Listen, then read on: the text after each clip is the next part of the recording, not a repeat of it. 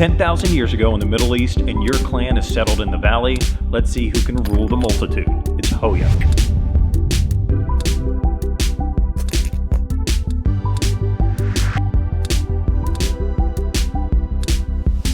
I do want to say thank you to Mage Company for sending us this game to review. Let's get into it. So this is Hoyuk. Let's talk about the components that come with this game. The first thing that you'll notice is a huge board. This thing is massive. And you get some really cool meeple type things, so wooden tokens that you could get to use. You got shrines, you got ovens, you got cattle or whatever those are called. You got people meeples, which these are really cool people meeples because it's like a family. And so it's like 3 people together. The only meeple I don't like is this one right here, this little thing. I'm assuming it's like a buffalo or a bison or something like that, because I can't really tell other than that. And then the symbol they have on the board looks like an animal. These look like mounds of brown things. But anyways, it's still cool. Nice wooden pieces. The quality of the components that you get with this game is phenomenal, right? The artwork is cool. It's nice. Each one of these tokens, and you get a ton of these tokens, are nice quality. Cards are great. Everything about this game, as far as production goes, I think is really, really cool.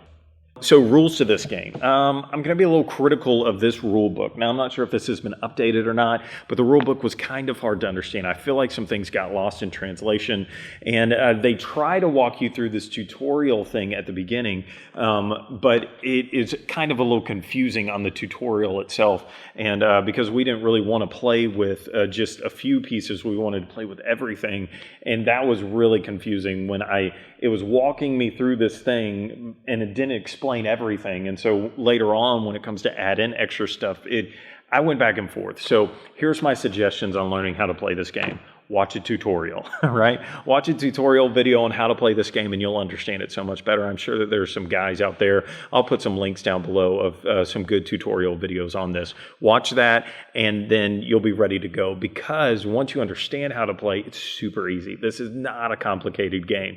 So skip the rule book, go straight to a video, and then you'll be playing this game pretty quickly, right?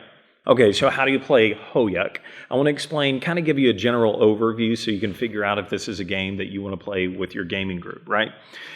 This is a tile placement game. So this plays up to 5 people, and each person is going to get a stack of these little buildings that they're going to play, right? And so you're going to take turns during a round placing one of these tiles out onto the board, and it'll tell you based off of these tiles that you draw on exactly what you can do on this round, right? And so you're going to take turns playing these tiles, and you can place them one of 2 ways, right? You can either place it on the board and place it maybe with a community, or you can start a second community, right?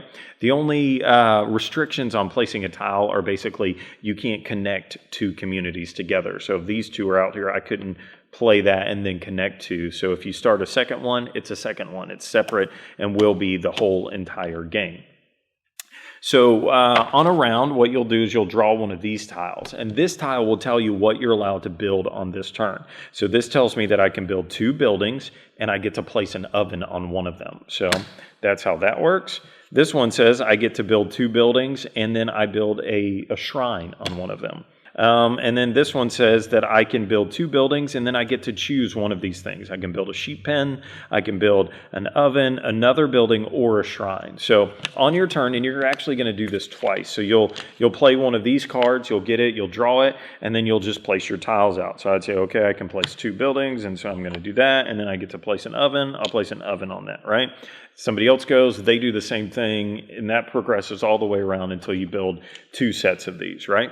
And then what's going to happen at the end of that is there's going to be a catastrophe that happens. And so you're going to draw a catastrophe out, and then it's going to tell you what it does.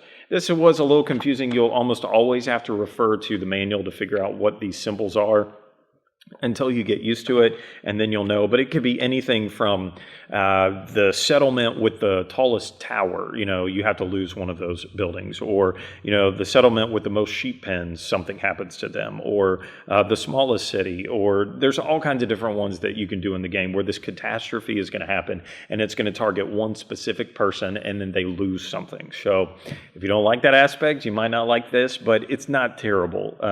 But it could ruin your plans of some things that you want to do, so just be mindful of that's part of it. And then the next thing that's going to happen in the game is you're going to go down this score track, basically, and figure out who gets a card. There's all different ways that you could score cards, right? And so there could be, you go to each individual settlement, right? So if you've got a pile of cities over here, and you got a pile of cities over here, right?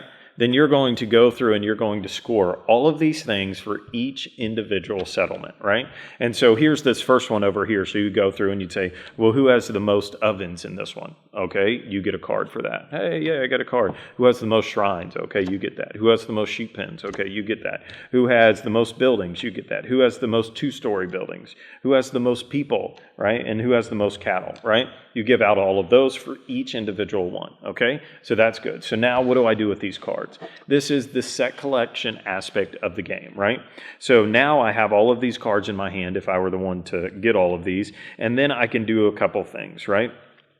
I'm going to look at the symbol that's in the top left-hand corner, and I'm going to try to find matches to that. If I have matches to those, like right here, I have 2 ovens, so that would be worth 3 victory points. So I'm able to cash these in effectively and move up the score track that many points. Now, you can only play as many cards as you have people, right? So if I've got that going on, I could play 2 cards on my turn.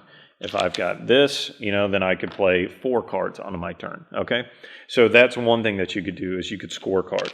The other thing that you could use the card for its ability. So instead of getting victory points for having 2 ovens, I could say I'm going to use this card to build an oven.